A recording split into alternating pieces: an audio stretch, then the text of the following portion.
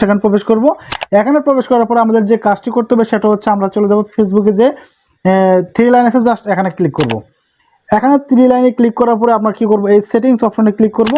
এই সেটিংসে ক্লিক করার পরে কিন্তু আমরা সেই কাঙ্ক্ষিত অপশনটা পেয়ে যাব। ওকে, আমরা এখন স্ক্রল ডাউন করে নিচে চলে আসব। দেখতে পাচ্ছেন এখানে এই মিডিয়া নামে একটা অপশন চলে আসছে, এই মিডিয়াতে আমরা ক্লিক করব।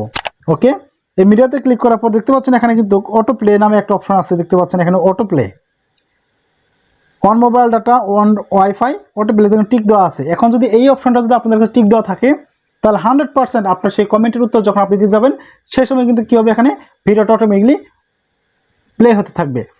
আপনারা দেখতে পাচ্ছেন এখানে অন ওয়াইফাই অনলি, যদি আপনি এটাও করে থাকেন তারপরে কিন্তু আপনার সেই ভিডিওটা প্লে হয়ে থাকবে।